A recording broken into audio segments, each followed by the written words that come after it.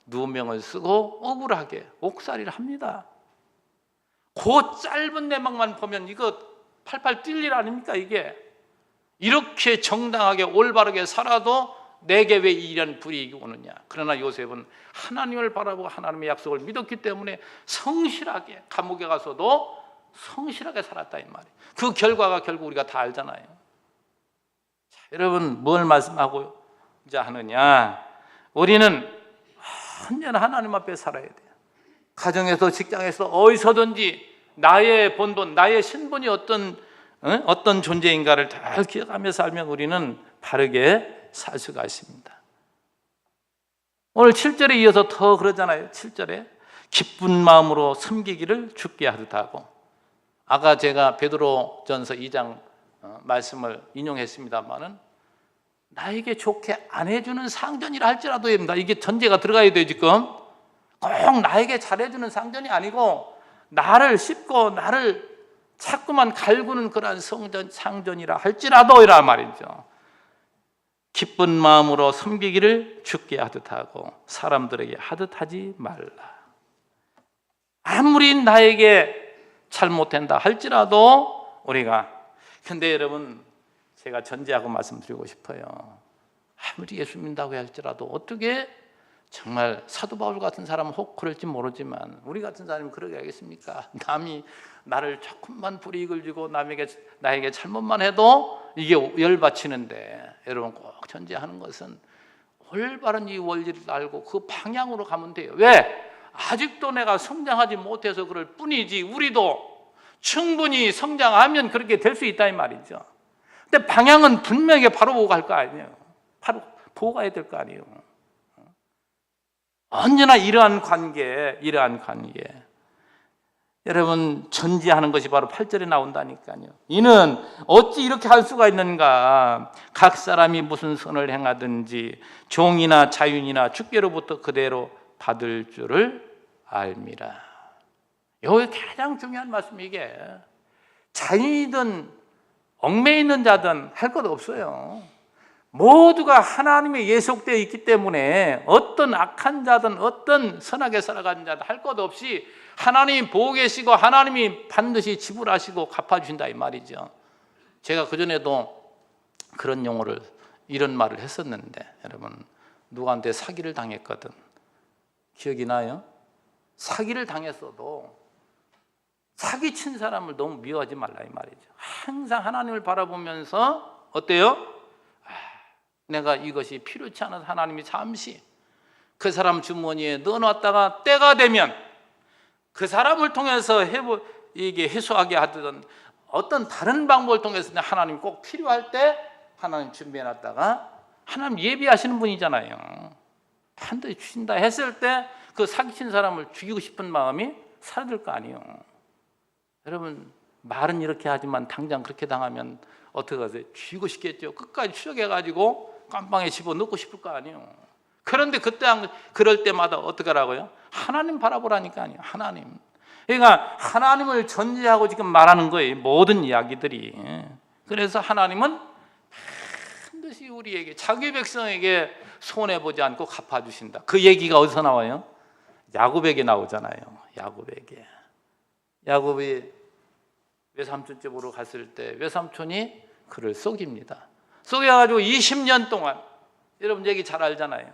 가보니까 그 외삼촌의 딸 중에 나엘이라는 아이가 예쁘단 말이죠. 마음에 들어요. 아내로 삼고 싶어요.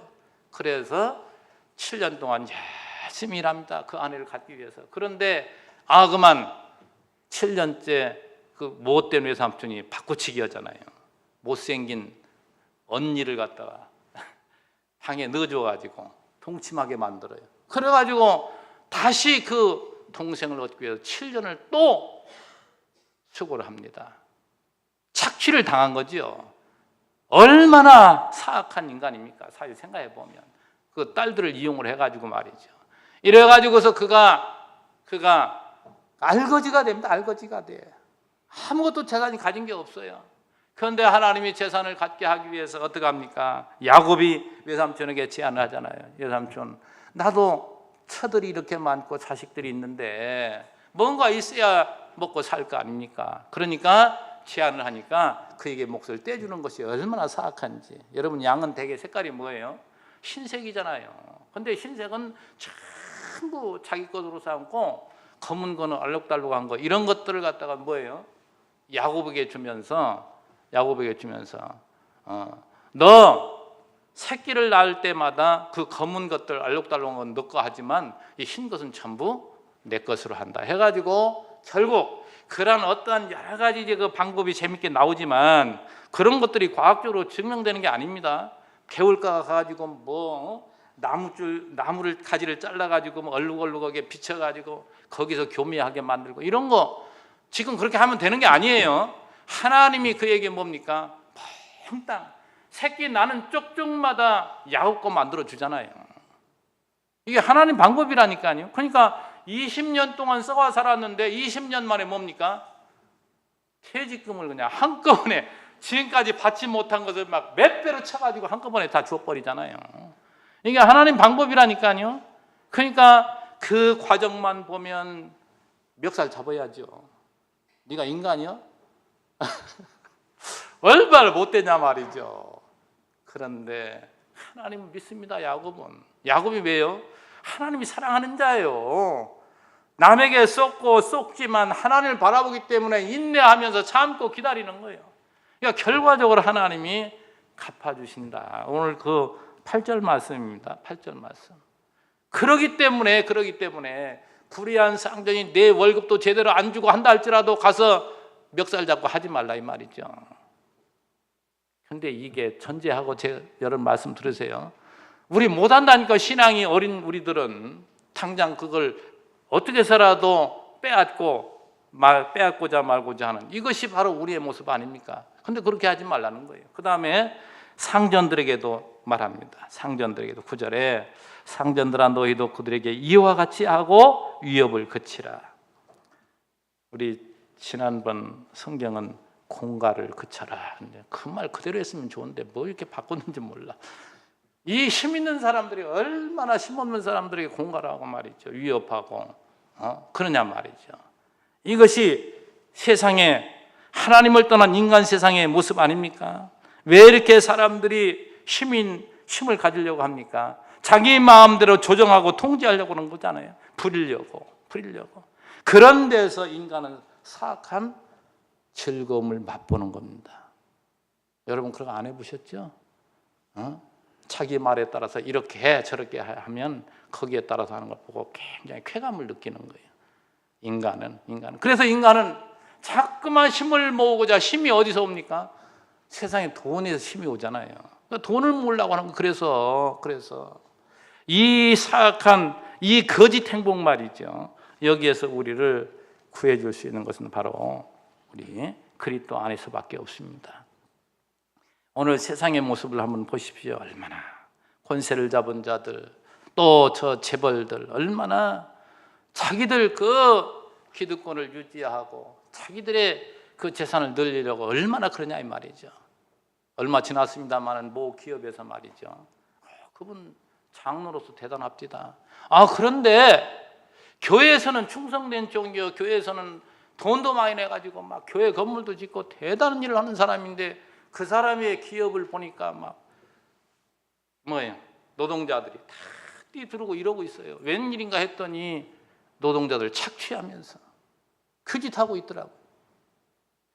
외형적으로 보면 어떻게 이런 면으로 보면 그 사람이 잘한다고 혹시 볼지 모르지만 하나님 보실 때 얼마나 사악한 존재냐면 그게 못된 자냐 말이죠. 그게 지금 그 기업이 운영이 되어질 때 어떡합니까? 모든 사람들의 힘을 모아서 지금 돈을 버는 거 아니에요. 그만 커진 거 아니에요. 그러면 그들에게 돌려주고 함께 나누고 해야 되지. 그 사람들에게는 아주 그냥 다 착취하면서 이걸 다른 데에 기부하고 다른 데, 그러니까 그쪽에서는 막 대단한 일을 하는 사람처럼 추앙하지만 한쪽에서는 뭐예요? 결국 나중에 보니까 문 닫더라고요. 그렇지 않은 기업도 있지만 안타까운 것이 뭐예요? 그런 분들이 장로들이다 이 말이죠. 어찌 그런 잘못된 생각을 가지고 있을까요? 어찌 이 진리 가운데 살아가는 우리들이 그런 생각을, 나쁜 생각을 하냐 말이죠. 오늘 상전들에게 9절에 말합니다. 너희도 그들에게 이와 같이 하고, 이와 같이 한다는 건 뭐예요? 그리스도를 향해서 하듯이, 저 종들이 상전들에게 그리스도께 하듯 그들에게 순종하듯이 너희들도 그리스도가 성도들을 사랑한 것처럼, 그들을 돌보고 섬긴 것처럼, 그거잖아요. 그들에게 이와 같이 하고 위협을 그치라. 왜요? 이는 그들과 너희의 상전이 하늘에 계시고 그에게는 사람을 외모로 취하는 일이 없는 줄 너희가 알미라. 하나님은 절대 외모를 취하지 않습니다. 그 하나님은 어느 누구도 보지 않는 그런 것이 없어요. 전부 보고 계시고, 그래서 세상은 절대 해답이 없어요. 해답이 없어요. 하나님께만 해답이 있는 것이. 그래서 이 세상에서 지금 이 인류 역사가 짧게 진행된 게 아니에요. 이 머나먼 이 긴 기간 동안 수많은 시도를 많이 해드렸습니다. 그런데 결과적으로 전부 실패했습니다. 한때는 공산주의를 한번 생각해 볼까요? 평등사회를 이루자고 공산주의가 얼마나 그 생각은 바른 것 같습니까? 그런데 뭐예요? 우러나와 자원에 자발적으로 한 것이 아니고 강제로 빼앗아 가지고 하려고 안 되는 거예요. 하나님이 없는데 어떻게 되겠어요? 그 안에 하나님이 계시고 하나님 성령께서 우리의 마음을 주장해서 내 자신이 차원에서 형제를 사랑하는 마음으로, 이게 초대교회 아닙니까?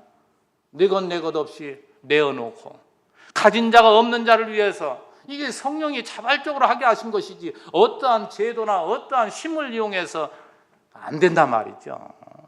세상 안 되는 거예요. 성경 결과적으로 성경은 뭘 얘기하느냐? 안 된다는 걸 얘기해요. 그러니까 구약은 뭡니까? 실패예요. 그러니까 뭐예요? 그리스도가 오신 거라니까요. 그리스도. 여러분, 지금 선지서를 쭉 말씀드리지만 금요일 날 한 장 성경 서로 선지서 하나하나를 보잖아요. 모두가 뭐예요? 이스라엘 백성들의 부패상, 그들을 그냥 두지 않고 이웃 이방 악한 자들 들어 치시지만 그들 결국 멸망시켜버려요. 그리고 그들을 회복시키는데 그 회복이 뭡니까? 그리를 통해서 회복하실 것을 모형적으로 보여주는 거란 말이죠. 오늘 우리는 이 세상에서 아무리 우리가 발부동친다 할지라도 뭐예요? 하나님 우리에게 원하는 건 죽으라는 거예요. 네가 죽으라는 거예요.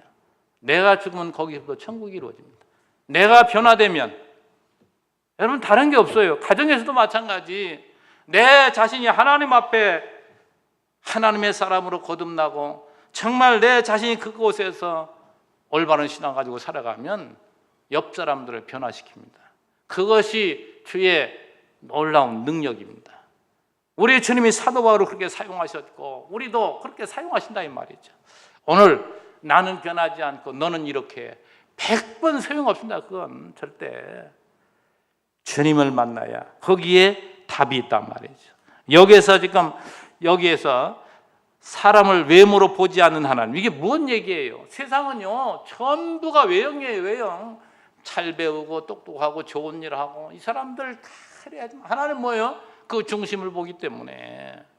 그 중심은 뭡니까? 하나님의 죽은 자를 찾는 거예요. 정말 이것이 하나님이 원하는 것인데, 그래서 자주 이제 등장하게 해서 인용해 말씀드리는 것이 예수님 당시에 바리새인들 아닙니까? 그들은 뭐예요? 바리새인이라는 뜻이 뭐예요? 구별된 자. 그러니까 다시 말해서 유대 사회에서 너희들은 전부 못 배우고 너희들은 못난 존재지만 우리는 너희들과 다른 그룹, 엘리트 그룹이라 이 말이죠. 이게 바리새인들이에요. 그래서 그들은 누가 이야기를 해도 귓구멍에 들어오지를 않습니다. 딱 틀어 막았어요. 자기가 옳다는 거예요. 그리고 자기들은 가르치려고 들어요. 배우려고 하지 않다 이 말이죠. 그들에게는 소망이 없습니다. 왜요? 하나님이 그들 귀를 막았기 때문에 듣지를 아니하고 그들은 독사의 자식들이에요.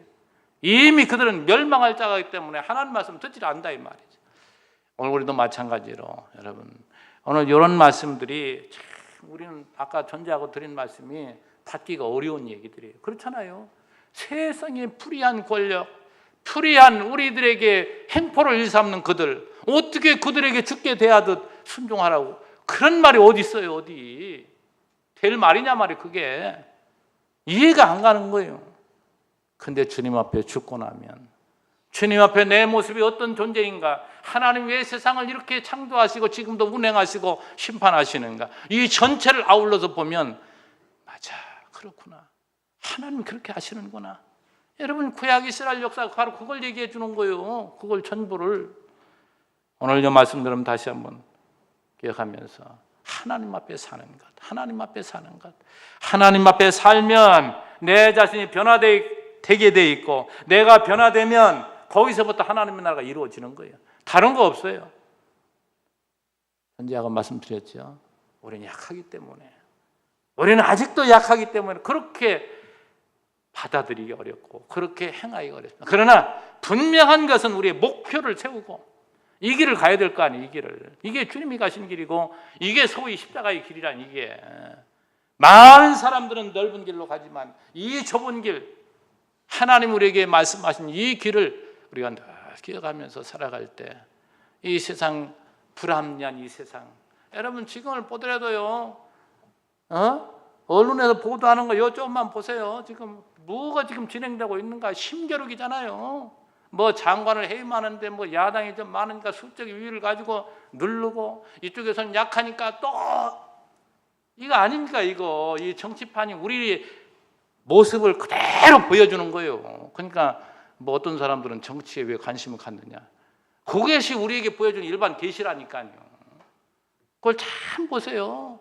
전부가 그 싸움입니다. 전부가 그 싸움. 내 세력을 좀 더 만들기 위해서, 내가 힘을 가지고 뭔가를 좀 한번 해보기 위해서 많은 걸 지금 시도하고 있잖아요. 그러나 그런 것들이 결국 자기 무덤 파는 일들이 얼마나 많습니까? 우리 다시 한번 외모를 취하지 아니하시는 그 하나님 앞에 정말 우리는 늘 신전의식을 가지고 하나님 앞에 살아갈 때에 우리는 인내하게 되고 참게 되고 불쌍히 여길 줄 알게 되고, 그래서 착실하게 살아갈 때에 거기서 바로 천국이 이루어진다는 사실을 기억하시고, 모든 문제를 조급하게 생각하지 말고 하나님 관점에서 바라보시면서 인내하며 묵묵히 승리의 길을 걸어가는 여러분 되시기를 주의 이름으로 축원합니다. 기도합니다. 하나님 아버지, 감사합니다. 우리는 때로 불의의 세력에 대해서 우리가 힘을 길러 그들을 엎으려고 하는 이러한 생각들, 이건 자연스러운 우리 인간의 생각이지만 주여, 우리의 생각이 얼마나 잘못되었는가를 우리 다시 한번 생각하게 됩니다. 그러한 것들이 또한 다른 부작용을 낳고 그 부작용이 또 다른 부작용을 낳으면서 얼마나 세상은 더 혼돈 가운데 빠집니까? 하나님이여, 오늘 우리에게 하나님의 나라가 무엇인지를, 정말 오늘 교회를 이루어가는 우리는 어떤 생각을 가지고 살아야 되는지를 분명히 오늘 우리에게 말씀해 주셨사오니, 우리 성도님들 성령께서 지혜를 주셔서 이 말씀을 바로 받아들이게 하시고, 그래서 내 자신이 변화되고 내 자신이 머무는 그것이 바로 천국의 시작점이 되기를 원합니다. 모든 성도님들 가정이 변화되게 하시고 그 가정이 기쁨의 천국이 되게 하시고, 그들이 모인 이곳 아름다운 교회가 정말 천국이 이루어질 수 있도록 우리 모두에게 큰 은혜 더해 주시길 원하옵고 예수님의 이름으로 기도하옵나이다. 아멘.